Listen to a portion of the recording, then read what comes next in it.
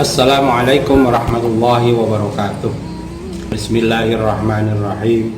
Alhamdulillahirabbil alamin. Bismillah. Pemirsa, bertemu kembali dengan saya Zainal Abidin. Saya akan menyoroti masalah poligami dan ajaran Islam itu sendiri. Karena sudah sering pemahaman-pemahaman oleh orang-orang yang di luar Muslim tentunya, bahwa seolah-olah ajaran Islam itu melegalkan poligami, bahkan untuk 2, 3, dan 4.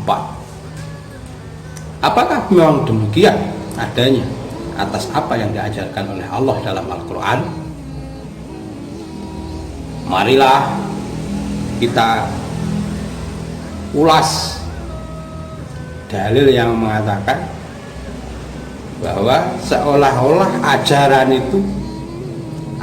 poligami itu dilegalkan oleh Allah. Coba lihat asbabun nuzulnya tentang harta-harta anak yatim sebenarnya. Lalu dikatakan a'udzubillahi minasyaitonirrajim, bismillahirrahmanirrahim, wa alla tuqsitu fankihu ma taba lakum minan nisa'i masna wa sulasa wa ruba' wa in khiftum alla ta'dilu fawahidatan. Ingat, kata-katanya tidak dimulai dari fankihu ma taba lakum, tetapi ayat itu dimulai dari wa alla tuqsitu fankihu ma taba. Artinya apa? Artinya bahwa apa yang digembar-gemborkan seolah-olah itu legalitas dari poligami sebenarnya memotong ayat, ya, tidak keseluruhannya. Oleh karena itu pengertiannya akan disalah-artikan. Oleh karena itu, wahai orang-orang yang seolah-olah sampai sudah memahami benar tentang Al-Quran, tentang isi Al-Quran, dan sampai asumsikan atas argumentasi yang sampai anggap benar, dan ayat-ayat itu hanya sebagai pembenar argumentasi sampean. Ingatlah bahwa harusnya sampean memahami Al-Quran tentu harus mengacu bagaimana Kanjeng Rasul Muhammad itu memahami isi Al-Quran itu sendiri. Jangan sampean sok-sokan seolah-olah sampean melebihi para sahabat dan Kanjeng Rasul itu sendiri. Mengapa? Memang di dalam ajaran Al-Quran itu ada ajaran khusus terhadap Kanjeng Rasul. Ada syariat-syariat khusus yang diperuntukkan untuk Kanjeng Rasul sebagai penghormatan bahwa dia utusan Allah. Oleh karena itu, jangan serta-merta sampai yang seolah-olah ittiba dengan Rasul, kemudian yang sampean dahulukan untuk poligaminya. Bukankah sampean baca hadis itu sendiri? Mengapa itu tidak kau katakan bahwa ada hadis yang mengatakan jika Ali bin Abi Thalib itu poligami Fatimah, maka detik itu, hari itu, saat itu juga Kanjeng Rasul menceraikan Fatimah atas Ali bin Abi Thalib. Bukankah demikian? Mengapa itu tidak kau baca? Seolah-olah poligami menjadi legalitas atas ajaran Islam. Oleh karena itu, kalau ditilik dari ayatnya, sebenarnya ayat-ayat itu mengandung kata-kata istidrak dari Allah, dan itu sangat mengancam terhadap sampean-sampean yang melakukannya. Jangan kau kira seolah-olah kamu bisa menipu Allah atas dasar dalil-dalil yang kamu anggap atas pembenaran, atas argumen benar menurut Allah. Karena hak poligami atas diri Kanjeng Rasul itu murni adalah penghormatan atas diri Kanjeng Rasul, bukan terhadap sampean-sampean yang sok mengaku lebih suci dari para sahabat dan Rasul itu sendiri. Kenapa? Kalau menilai benar-benar ayat itu, sampai sampean tahu bahwa ayat itu diperuntukkan untuk Kanjeng Rasul dan hanya Kanjeng Rasul, bukan terhadap sampean-sampean, sampean akan tahu kebenaran takwil Al-Quran itu.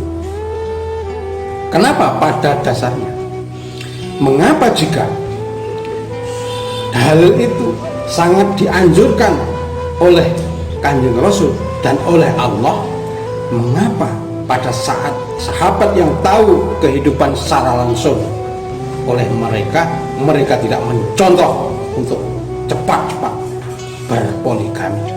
Mengapa demikian? Lalu mengapa yang jauh-jauh tabi'in bukan, sahabat bukan, tabi'in bukan, tabi'in bukan, tabi'in bukan, yang sekian ratus tahun yang ujuk-ujuknya seolah-olah dia ittiba, lalu hanya karena memandang seolah-olah dalil Al-Quran memperbolehkannya, dia berlomba-lomba untuk berpoligami, seolah-olah dia imam bisa mengarahkan, memasukkan seorang istri atas surganya Allah. Bukankah sudah dikatakan dalam Al-Quran? Bismillahirrahmanirrahim. Qul la amliku li nafsi naf'an wa la dharran. Dan satu ayatnya lagi mengatakan, innaka la tahdi man ahbabta walakinallaha yahdi man yasha. Bukankah sampean membaca ayat ini, ataukah sampean belum pernah membaca ayat itu? Hanya karena nafsu syahwat saja untuk berpoligami, untuk menyalurkan cara saja dengan bungkus seolah-olah itu ajaran Islam. Seandainya saya yang jadi Muhammad dan saya yang jadi Allah, tentu akan sangat sakit hati terhadap sampean-sampean yang sok, yang seolah-olah sampean sudah pakar dalam agama Islam, tapi sebenarnya sampean hanya berpegangan atas dasar nafsu keinginan sampean saja, bukan atas dasar petunjuk dari Allah. Bukankah di dalam Al-Quran sudah dikatakan, a'udzubillahi minasyaitonirrajim, bismillahirrahmanirrahim, alif lam mim, zalikal kitabu la raiba fihi hudal lil muttaqin. Bukankah seharusnya Al-Quran menjadikan penuntun sampean-sampean agar sampean masuk lurus di jalannya Allah? Bukankah demikian?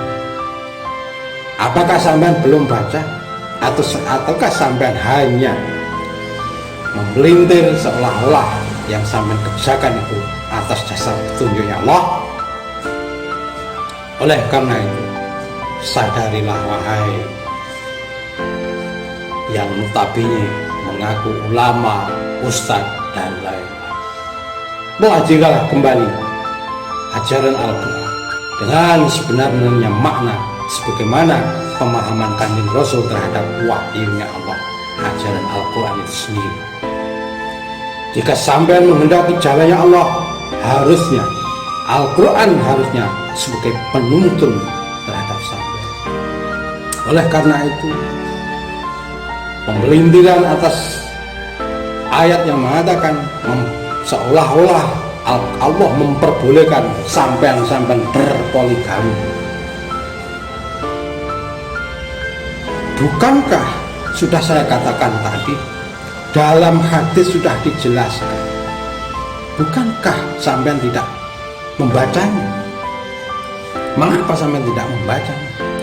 Toh itu kebenaran, seperti hadis yang sudah sampean baca sendiri.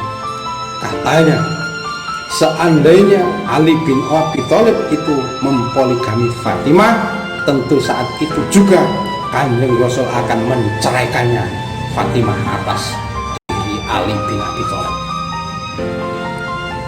Oleh karena itu, sebagaimana yang dipahami pula atas sahabat-sahabat yang tahu kehidupan langsung Kanjeng Rasul itu sendiri, mengapa dia tidak berlomba-lomba untuk berpoligami?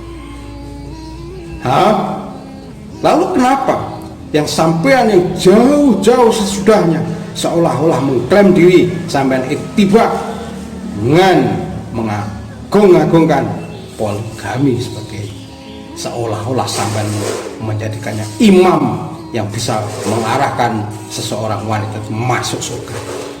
Apakah ada dalil dalam Al-Quran? Bukankah sudah saya katakan tadi bahwa dalam Al-Quran sudah dikatakan Qul la amliku li nafsi naf'an wala dharran, bahkan Kanjeng Rasul itu sendiri tidak ada hak untuk memberikan petunjuk terhadap siapa yang dicintainya. Lalu mengapa yang jauh-jauh sudahnya seolah-olah sampai lebih Rasul dari Kanjeng Rasul itu sendiri?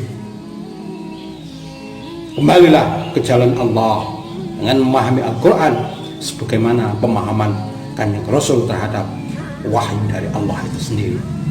Demikian, assalamualaikum warahmatullahi wabarakatuh.